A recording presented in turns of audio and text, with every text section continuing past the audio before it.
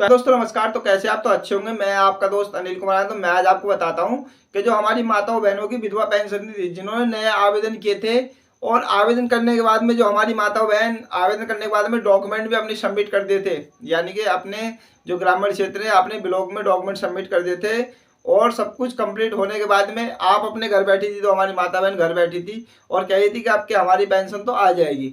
तो उन पेंशन जिसकी नई पेंशन नहीं आई है, जो हमारी माता बहनों की, उनों के साथ क्या हुआ है मैं आपको पूरी जानकारी बताऊंगा। अगर आप चैनल पे हमारे पहली बार आए हो तो चैनल को सब्सक्राइब कर देना, वीडियो को लाइक करना और शेयर करना।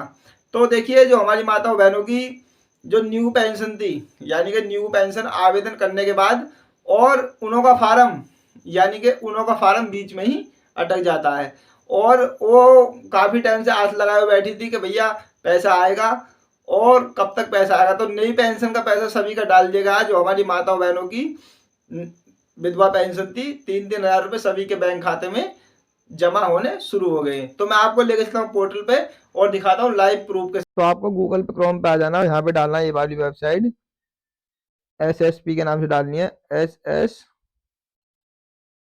ये वाली वेबसाइट, वीडियो थोड़ी बड़ी है इसलिए वीडियो पूरी देखना। SSP ये वाली ओल्ड एज पेंशन, ये वाली वेबसाइट आई। तो हम दिखाएंगे आपको कि जो न्यू विधवा पेंशन का हमारी माताओं बहनों ने आवेदन किया था, उन्हों का पैसा तो सभी का डल चुका है। जिसका पैसा जो आस लगाए बैठी है, अगर नया आवेदन किया पैसा आएगा, कब तक पैसा आएगा, और मेरे पास कमेंट भी करे तो मैं आपको बताऊंगा। यहाँ से आपको नीचे आ जाना है। सबसे पहले जो हमारे माता बहन विधवा पेंशन है जिन्होंने नया आवेदन किया है, उन्हों का आपको चेक करना है। यहाँ से ये आ जाएगा निराश्रित महिला पेंशन, क्लिक करना है यहाँ से। तो यहाँ से आने के बाद में आपको क्या करना है, आवेदक लॉगिन पे करना है क्लिक। यहाँ से उससे पहले नीचे दिखाना चाहूंगा मैं यहाँ से पेंशन सूची। ये देखिए पेंशन सूची में आप देख सकते हैं अभी कोई क्वार्टर नहीं है, उसी क्वार्टर की सूची है।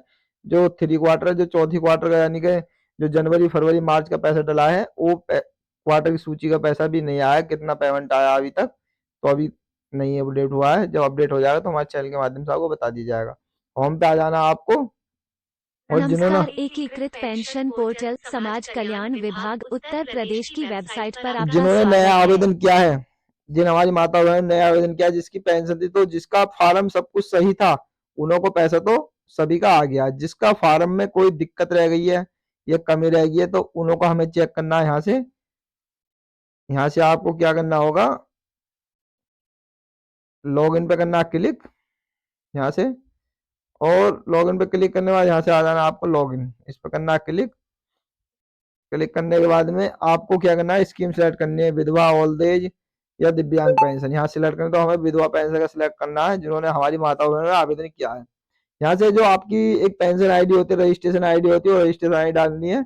मैं आपको डेमो दिखा रहा हूँ। उसके बाद में जो आपका रजिस्ट्रेशन नंबर, रजिस्ट्रेशन जो हुआ जिस मोबाइल नंबर से, वो आपको फोन नंबर डाल देना है। यहाँ से फोन नंबर डालने के बाद में आपके पास एक OTP सेंड कर देना है। आपके फोन नंबर पे एक OTP जाएगा, मैंने आपको डेमो दिखाया है। OTP जाने के बाद में आपको नीचे यहाँ से OTP डाल देना है और ये कैप्चर भर लेना है।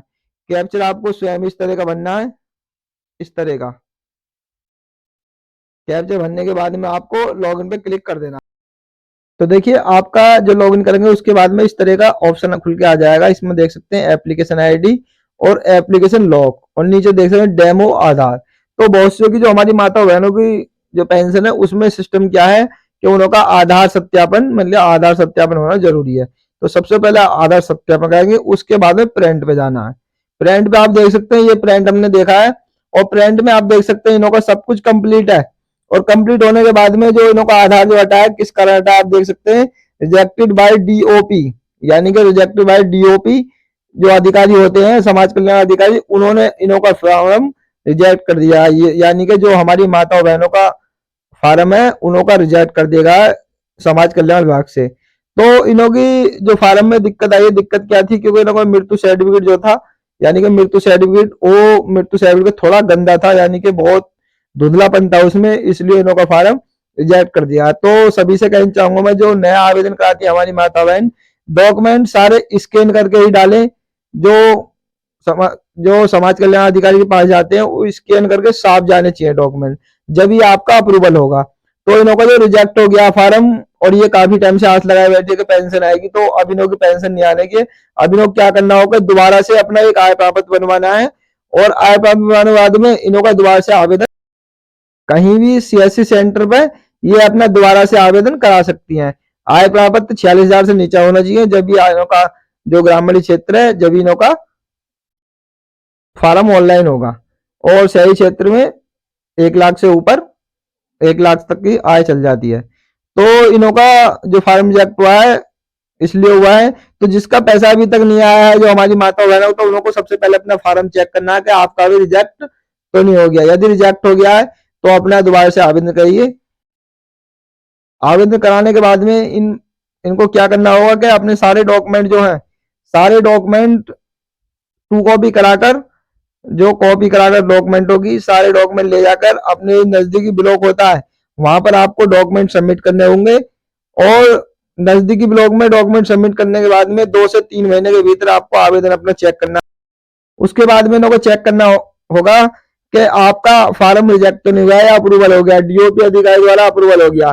बहुत से जो हमारे पेंशन लाभार्थी हैं उन्हों का सिस्टम क्या है कि उन्हों के उसमें जो दिक्कत आई है, जो नया जिसका फार्म रिजेक्ट हो गया है और वो नया आवेदन करते हैं, तो उन्हों का पुराना ही रजिस्ट्रेशन निकल के आ गया। इस तरह का देखिए स्क्रीनशॉट शेयर कर रहा हूँ मैं, इस तरह का, जैसे इस तरह का आ रहा है। तो इन्हों को क्या करना होगा, यदि दोबारा से आवेदन करते हैं आप पेंशन का, उसके बाद में आपका रजिस्ट्रेशन आता है, तो आपको क्या करना होगा कि उसका प्रिंट निकलवा कर और अपने समाज कल्याण विभाग में जाना, वहां पर जहां पर आपका समाज कल्याण विभाग हो वहां पर जाना आपको, और वहां पे बताना आपको कि सर हमारा आवेदन पहले रिजेक्ट कर दिया गया था किसी कारण, डॉक्यूमेंटों के कारण, और उसके बाद में हम दोबारा आवेदन कर रहे हैं, तो हमारा पहला वाला ही रजिस्ट्रेशन हमारे आधार पर आ रहा है जो ऑलरेडी दिखा रहा है। उसके बाद में आपको क्या करना होगा कि आपसे एक एप्लीकेशन मांगी जाएगी, और एप्लीकेशन में आपको लिख के दे देना है कि हमारा पहला रजिस्ट्रेशन था वो किसी कारण रिजेक्ट हो गया था, उसके बाद में हम दोबारा रजिस्ट्रेशन करना चाहते हैं योजना में, और पहला वाला रजिस्ट्रेशन नंबर हमारा हटा दिया जाए। ये आपको एप्लीकेशन देनी है। एप्लीकेशन देने के बाद जिला समाज कल्याण अधिकारी के पास देनी है। उसके बाद में आपको क्या करना होगा कि 1 से 2 महीने का आपको इंतजार करना है। इंतजार करने के बाद में दोबारा से उसी आवेदन को, जो नया आवेदन किया है, उसी आवेदन को आपको दोबारा से आधार सत्यापन पे दे देना। जब आधार आपका हट जाएगा वहां से, पुराने वाला आवेदन जो समाज कल्याण विभाग है वहां से हट जाएगा, तो नया आवेदन आपका आधार सत्यापन वहां पर हो जाएगा। होने के बाद में आपको तीनों स्टेप इस तरह के कंप्लीट दिखाई देंगे। देखिए जो मैंने स्क्रीनशॉट दिखाया, इस तरह के आपको कंप्लीट दिखाई देंगे। तो उसके बाद में आपको अकाउंट रीवेरिफिकेशन होगा, इस तरह का स्क्रीनशॉट देकर कर रहा हूं, इस तरह का अकाउंट